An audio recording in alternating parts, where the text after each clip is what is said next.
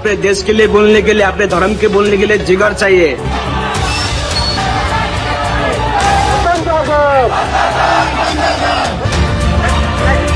अपना देश के लिए, अपना धर्म के लिए भाई हम मारने का भी रेडी है और मरने का भी। సీతమ్మ తల్లి పుట్టిల్లు పశుపతి నాథుని దివ్యక్షేత్రం నేపాల్లో జరుగుతున్నది కేవలం కొన్ని వర్గాల మధ్య ఘర్షణ మాత్రమే కాదు.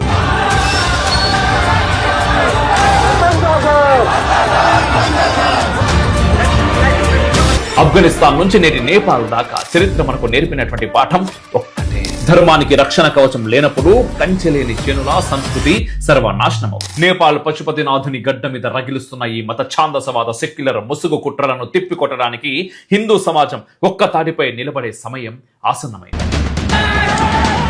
మనం ఎంత కాదనుకున్నాం, ఏ దేశ సరిహద్దుల వెనక్కి పోయి దాక్కుందాం అనుకున్నా, ఈ భూగోళం మీద సనాతన ధర్మానికి ఉన్నటువంటి ఒకే ఒక ప్రాణవాయువు ఏంటిది? హిందుత్వం. ఆఫ్ఘనిస్తాన్ నుంచి పాకిస్తాన్ దాకా, బంగ్లాదేశ్ నుంచి నేటి మాల్దీవుల దాకా చరిత్ర మనకు నేర్పిన నగ్న సత్యం ఒక్కటే: ధర్మాన్ని ఎక్కడైతే రాజకీయం కోసం తాకట్టు పెడతారో అక్కడ మైనార్టీల ముసుగులో మెజార్టీల ఊచకోత ప్రారంభమవుతుంది. ఇప్పుడు సీతమ్మ తల్లి పుట్టిల్లు పశుపతి నాథుని దివ్యక్షేత్రం నేపాల్లో జరుగుతున్నది కేవలం కొన్ని వర్గాల మధ్య ఘర్షణ మాత్రమే కాదు, ఇదొక చారిత్రక కుట్ర. భారత్లో దశాబ్దాలుగా ఏ ఫార్ములాతో అయితే సనాతన సమాజాన్ని భయపెట్టి బలిపీఠం మీద కూర్చోబెట్టారు, సరిగ్గా అదే సెక్యులర్ విషయాన్ని ఇప్పుడు నేపాల్ నరాల్లోకి ఎక్కిస్తున్నారు. అసలు కాఠ్మండు పశుపతినాథుని పర్వత భూమిలో ఏం జరుగుతోంది?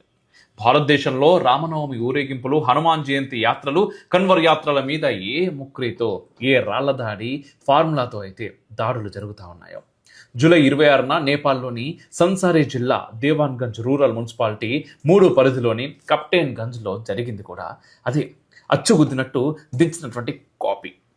కోషి నదికి పవిత్ర జలాలు సమర్పించడానికి వెళ్తున్న హిందూ కన్వర్ యాత్ర తాలూకు ఊరేగింపుపై ఒక ముస్లిం మూక దాడికి తెగబడింది. ఊరేగింపులో డీజే సౌండ్ సిస్టమ్ ఉండటాన్ని తప్పుపట్టి క్షణాల వ్యవధిలోనే ఈ వివాదాన్ని భారీ హింసాత్మక ఘర్షణగా మార్చేశారు. భద్రతా బలగాలు జరిపిన కాల్పుల్లో 3 హిందువులు ప్రాణాలు కోల్పోవాల్సి వచ్చింది. ఈ హింస ధనుష, సిరాహా జిల్లాలతో సహా మధేష్ ప్రాంతంలోని పలు భాగాలకు కూడా వేగంగా పాకింది. ఇనరువా, జనక్పూర్, సిరాహా, గోల్బజార్, లాహన్ వంటి సున్నితమైన ప్రాంతాల్లో నిరవధిక కర్ఫ్యూ విధించాల్సి వచ్చింది. ఇంతటి ఘోరం జరుగుతుంటే సోకాల్ నేపాలీ జెన్జీ అల్లరి మూకల నాయకుడైన ప్రధాని బాలెన్ షా మాత్రం హింస జరిగి 4 రోజులు గడుస్తున్నా మౌనంగా ఉండిపోయారు. ఎట్టకేలకు జూలై 30న జాతిని ఉద్దేశించి ప్రసంగించి అచ్చు మన శుద్ధపూస నాయకుల మాదిరిగానే కబుర్లు చెప్పి జారుకున్నాడు. మృతుల కుటుంబాలకు ఏదో తూతూ మంత్రంగా పరిహారం ప్రకటించి చేతులు దులుపుకున్నాడు. మనం మాట్లాడుతున్న ఈ నేపాల్ విషాదంలో కేవలం ఒక రోడ్డు మీద జరిగిన ఘర్షణ మాత్రమే లేదు. దీని వెనుక దశాబ్దాలుగా నడుస్తున్నటువంటి ఒక పెద్ద జియో పొలిటికల్ కుట్ర ఉన్నది. నేపాల్ను కేవలం హిందూ దేశం నుంచి లౌకిక దేశంగా మార్చడమే కాదు, ఆ దేశపు భౌగోళిక సాంస్కృతిక సరిహద్దులను పూర్తిగా మార్చి దాన్ని హిందూ వ్యతిరేక శక్తులకు అడ్డాగా మార్చాలనే పక్కా ప్రణాళిక నడుస్తుంది. నేపాల్లో జరుగుతున్న ఈ మత కల్లోలాలు, అల్లర్ల వెనుక కేవలం స్థానిక ముస్లిం మూకలు లేదా మావోయిస్టులు మాత్రమే లేరు. దీని వెనుక అంతర్జాతీయ కమ్యూనిస్ట్ కుట్ర, ముఖ్యంగా చైనా హస్తం స్పష్టంగా ఉన్నది. నేపాల్ను భారత్కు వ్యతిరేకంగా, హిందుత్వానికి వ్యతిరేకంగా మార్చడానికి చైనా చాలా పెద్ద ఎత్తున నిధులు ఇస్తోంది. మరోవైపు నేపాల్లో క్రిస్టియన్ మిషనరీల చొరబాటు విపరీతంగా పెరిగిపోయింది.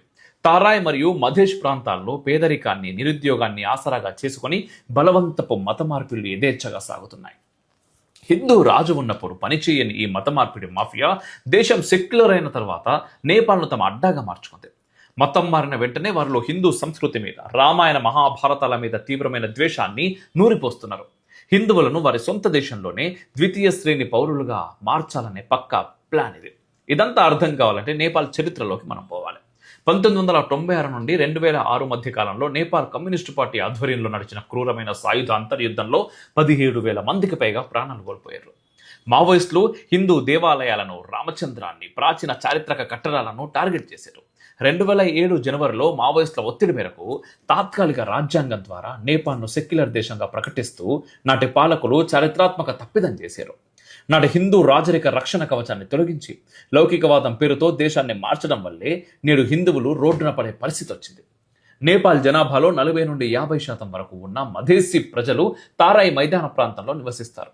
నేపాల్ను తిరిగి హిందూ రాజ్యంగా మార్చాలనే డిమాండ్ వీరిలో చాలా బలంగా ఉంది. 2015లో రాజ్యాంగం వచ్చినప్పటి నుంచి వీరికి రాజకీయంగా, పరిపాలనా పరంగా సరైన ప్రాతినిధ్యం దక్కలేదనే తీవ్ర అసంతృప్తి కూడా ఉన్నది. ఈ అశాంతి కేవలం నేపాల్ సమస్య మాత్రమే కాదు, భారతదేశ జాతీయ భద్రతకు అత్యంత ప్రమాదకరమైనటువంటి హెచ్చరిక. నేపాల్తో మన దేశం దాదాపు 1751 కిలోమీటర్ల సుదీర్ఘమైన అతుకులు లేని ఓపెన్ బార్డర్ ఉన్నది. నేపాల్లో కనుక ఇస్లామిక్ ఉగ్రవాద మూలాలు, పాకిస్తాన్ ఐసిసి ఏజెంట్లు పాతుకొని పోతే అక్కడి నుండి భారత్లోకి చొరబడటం వాళ్లకు అత్యంత సులభమైపోతుంది. నేపాల్ సెక్యులర్ పాలకుల చేతకానితనం వల్ల రేపు ఆ దేశం టెర్రరిజానికి సేఫ్ హెవెన్గా మారితే దాని మొదటి మూల్యం భారత్ చెల్లించాల్సి వస్తుంది. ఇటీవల నేపాల్లో సోకాల్డ్ యూత్ పాలిటిక్స్ లేదా జెన్జీ నిరసనల పేరుతో పాత వ్యవస్థలను కూలదోసి తెచ్చిన నాయకులు కూడా దేశ సాంస్కృతిక మూలాలను కాపాడటంలో విఫలమయ్యారు. హిందువుల ఇల్లు కాలిపోతుంటే సోషల్ మీడియాలో ఎగతాళి చేసే స్థాయికి నేటి నేపాల్ యువతలో కొంత భాగం దిగజారిపోయిందంటే అది ఆ దేశ విద్యా విధానం, సెక్యులర్ మెదడు ప్రక్షాళన చేసినటువంటి ఫలితమే. ఇది కేవలం కొన్ని దుకాణాల దహనం కాదు, ఇది ఒక నాగరికతను, ఒక సంస్కృతిని భూమి మీద లేకుండా చేయడానికి శత్రువులు చేస్తున్నటువంటి పక్కా అడుగులు. నేపాల్ గనక పూర్తిగా లౌకిక విదేశీ శక్తుల కనుసన్నల్లోకి పోతే దక్షిణాసియాలో హిందూ ధర్మానికి మరో పెద్ద కోట కూలిపోయినట్టే. భారత్ కూడా ఇప్పటికైనా మేలుకొని నేపాల్ ప్రభుత్వాన్ని హెచ్చరించకపోతే రేపు మన ఇంట్లోనే పెను ప్రమాదం ముంచుకొస్తుంది. చరిత్రను మరిచిపోయిన వాళ్ళు చరిత్రను తిరిగి సృష్టించలేరు, చరిత్రలో కలిసిపోతారు. నేపాల్ పరిస్థితి చూసేనా మనం హెచ్చరిక పొంది తీరాలి. ఇది కేవలం ఒక పొరుగు దేశపు సరిహద్దుల్లో మోగుతున్నటువంటి హెచ్చరిక గంట కాదు, మన అస్తిత్వం మీదే జరుగుతున్న సైకలాజికల్ మరియు జియో పొలిటికల్ యుద్ధానికి ప్రత్యక్ష సాక్ష్యం. ఆఫ్ఘనిస్తాన్ నుంచి నేటి నేపాల్ దాకా చరిత్ర మనకు నేర్పినటువంటి పాఠం ఒక్కటే: ధర్మానికి రక్షణ కవచం లేనప్పుడు కంచెలేని చేనులా సంస్కృతి సర్వనాశనం అవుతుంది. కుట్రలు ఎన్ని రూపాలు మార్చినా, శక్తులు ఏకమై సింహాసనాల మీద కూర్చున్నా సనాతన ధర్మం తన మూలాలను ఎప్పుడూ కోల్పోదు. కానీ ఆ మూలాలను కాపాడుకోవాల్సిన బాధ్యత నేడు ప్రతి ఒక్క హిందువు భుజస్కంధాల మీద ఉన్నది. నేపాల్ పశుపతినాథుని గడ్డ మీద రగిలిస్తున్న ఈ మత ఛాందసవాద సెక్యులర్ ముసుగు కుట్రలను తిప్పికొట్టడానికి హిందూ సమాజం ఒక్క తాటిపై నిలబడే సమయం ఆసన్నమైంది. మనం మౌనంగా ఉంటే మన చరిత్ర మాయమైపోతుంది. మనమే ఐక్యమైతే మన చరిత్రను మనం తిరగ రాస్తాం. భారతదేశం నుంచి నేపాల్ దాకా, సీతమ్మ పుట్టిన నుంచి పశుపతినాథుని సన్నిధి దాకా హిందూ ధర్మాన్ని, సనాతన అస్తిత్వాన్ని కాపాడుకునే ఈ మహాధర్మ యుద్ధంలో ప్రతి ఒక్కరూ జాగరూకులమవుతాం. మనల్ని మనం రక్షించుకుంటూ ఈ భూగోళంపై ధర్మ జ్యోతిని నిరంతరం వెలుగుతూనే ఉండేలా చూద్దాం. ఓం శాంతి శాంతి శాంతి. జై హింద్. మేరా భారత్ మహా.